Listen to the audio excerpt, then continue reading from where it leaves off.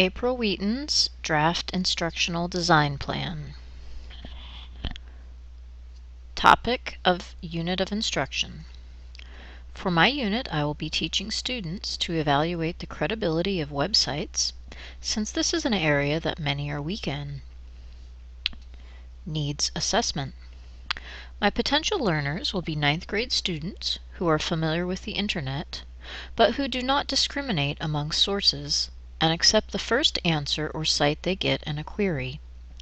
They need to know how to determine if a website is credible and useful for scholarly research in order to be proficient users of information and to not be duped by misleading or biased websites.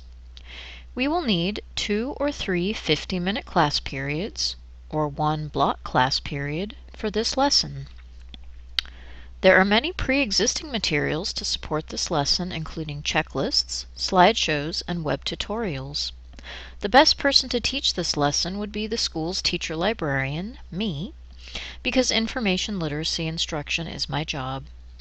This would be most meaningful if the lesson were to be integrated with a larger research project that the students are working on, but it's not absolutely necessary.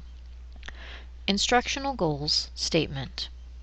Goal: teach students how to evaluate the credibility of a website. This is a relevant goal because too many young people rely solely on sites such as Ask.com and Wikipedia and accept without question whatever they find on the Internet. The objective purpose is to get students to be more critical users of information, particularly digital information. Too many teenagers are content to accept as true much of what they see online without asking questions about the purpose, creator, or validity of the content. I want students to stop thinking that the first thing they see is good enough. Start being more skeptical and start evaluating using specific criteria. The outcome will be that students can successfully evaluate websites on their own. I will measure their achievement by having them evaluate 2 pre-selected websites independently: entry behavior and learner characteristics. Before beginning instruction, I will ask students in class, or perhaps informally as I see students in the library, where they go to find information to answer a question or to do research. When they tell me the Internet, and they will, I'll ask them what online sources they use for information and how they know those sources are reliable. After working with high school students daily for the past 15 years, I feel pretty familiar with what the majority of them do and know when it comes to research and completing school assignments. But I'm sure it won't hurt to ask them directly and confirm what I've already observed. Learning objective. At the end of the unit, students will be able to critically evaluate websites and determine if they are relevant, appropriate, detailed, current, authoritative, and unbiased enough to use for scholarly research. To demonstrate this, they will select 2 websites, choosing from a pre-made list. They will use a checklist I will provide, and their evaluation of the 2 sites will let me know whether or not they internalized what I tried to teach them. Motivating learners. If I have the opportunity to collaborate with a classroom teacher on this unit, students will have motivation in the form of a grade for the checklist. To further motivate the students, I will use humor in my presentation, and many of the websites we look at together, as well as those they can select for their independent evaluation, will be funny or appealing to teens. For example, the Federal Vampire and Zombie Agency website. I will also use logic and explain to them why this matters. That someday soon they will have real-life questions such as, which car should I buy? Should my child have this surgery? Should I vote for this proposition? Should I take this medication? And they will need to know how to find reliable answers from credible sources. Instructional strategies. I will create a presentation as a PowerPoint or a Prezi that I will use to communicate the concepts and information I want to impart. I will toggle between my presentation and live websites.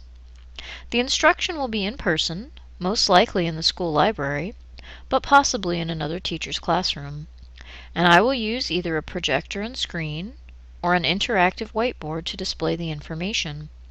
Either one of these settings would work for the instruction.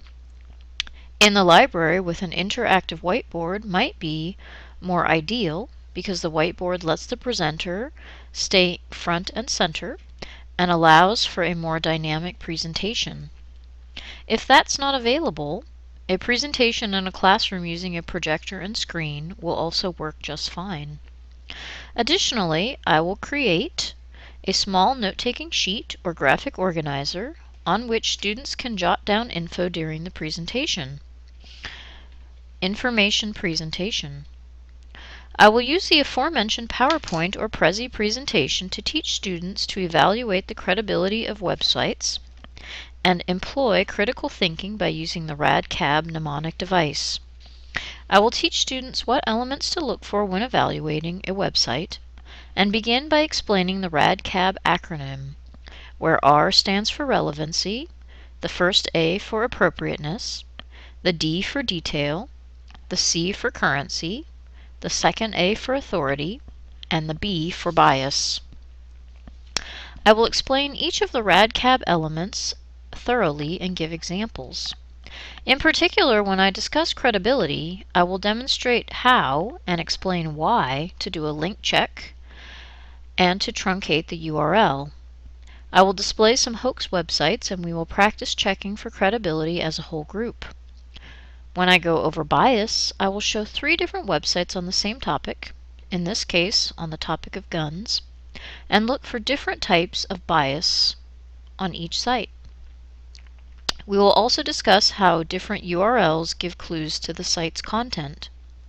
Next, we will evaluate 2 sites as a whole class, and finally students will evaluate 2 sites independently and fill out a critical evaluation checklist.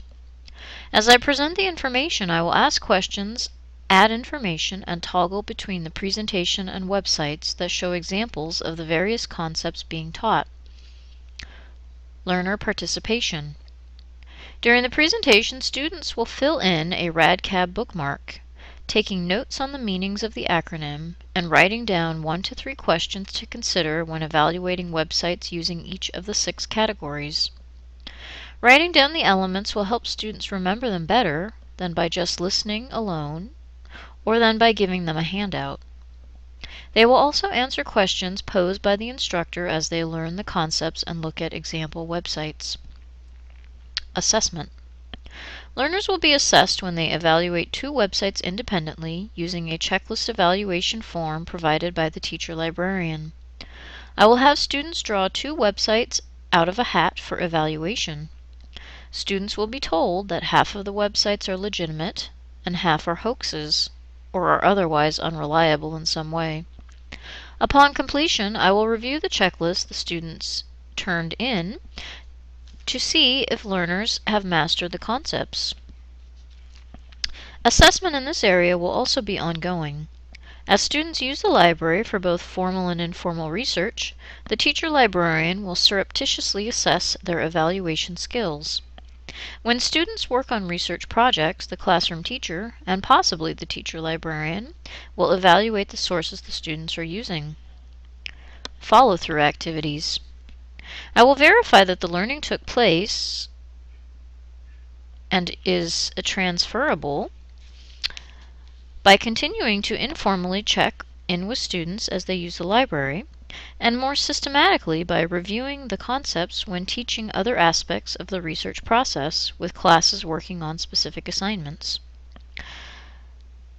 Instruction evaluation. For the formative evaluation, I will create an online survey, perhaps through Google Forms. I will ask questions such as, what was one thing you learned? What is one thing you'll do on your own when considering the credibility of a website? And what suggestions do you have for improving the lesson? I will not respond back to the students' evaluations, but I will take their recommendations seriously and use them to revise the lesson for the next time. Beyond the classroom. Although all I really need for this face-to-face unit is the presentation, the note-taking sheet, and the website evaluation checklist, I may decide to extend the lesson beyond the classroom. If so, I will use Edmodo, a social learning platform where I can post the presentation and handouts and other content for students who are absent, and where I can expand the learning opportunities and class discussion.